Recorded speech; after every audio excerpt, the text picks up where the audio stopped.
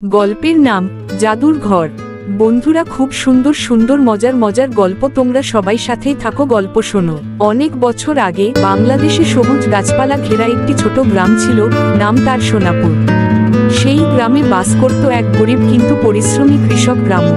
রামুর নিজের কোনো জমি ছিল না, অন্যের জমিতে কাজ করে দিন শেষে দু মুঠো ভাত জোটাত।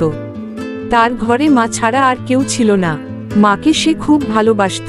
রোজ সকালে রামু একটা ঝুড়ি নিয়ে ক্ষেতের দিকে যেত। কখনো ধান কাটত, কখনো মাটি কোপাত, কখনো বা গরুর গাড়িতে মাল তুলে দিত।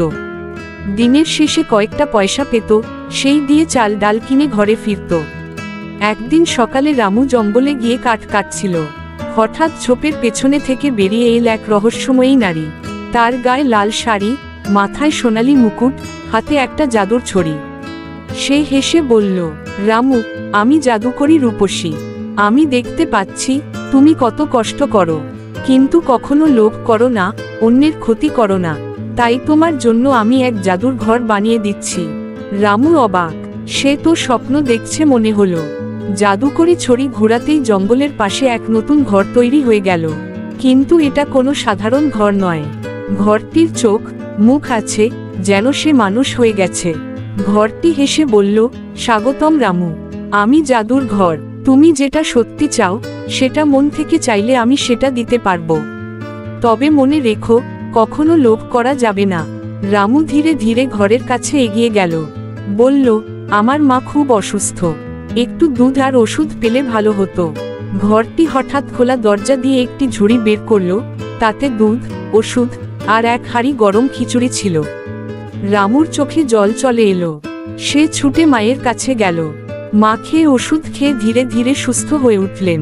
তারপর থেকে রামু প্রতিদিন সকালে জাদুর ঘরে গিয়ে প্রয়োজনীয় জিনিস চাইত, খাবার, কাপড়, বীজ, কখনো চারা গাছ। ঘর তার সবই দিত, কিন্তু রামু কখনো কোনোদিন একাধিক বা অতিরিক্ত কিছু চাইত না। সারা গ্রামে খবর ছড়িয়ে পড়ল, রামুর ঘর কথা বলে আর সে জাদু করতে পারে। তখন লোভী জমিদার হাজির হলো। জমিদার এসে বলল, এই ঘর আমার চাই, আমি 100 গরু, 1000 টাকা দিব। রামু বলল, না বাবু, এটা আমার ঘর নয়, এটা এক জাদুকরীর উপহার। আমি শুধু ব্যবহার করি, মালিক না। জমিদার রেগে গিয়ে ঘরে গিয়ে বলল, এই ঘর আমাকে সোনা দাও, না হলে তোমাকে ভেঙে ফেলব। ঘরটি চোখ গুটিয়ে ফেলল, মুখ শক্ত করল, বলল, তুমি লোভী, আমি তোমাকে কিছু দেব না। জমিদার ছড়ি হাতে ভাঙতে গেলে হঠাৎ ঘর থেকে এক আলোর ঝলক বেরিয়ে এলো। জমিদার মুহূর্তেই এক বিশাল পেঁপেতে পরিণত হলো। ঠিক তখনই আবার সেই জাদুকরী রূপসী হাজির হলেন। বললেন, এই ঘর শুধু শত পরিশ্রমী মানুষের জন্য।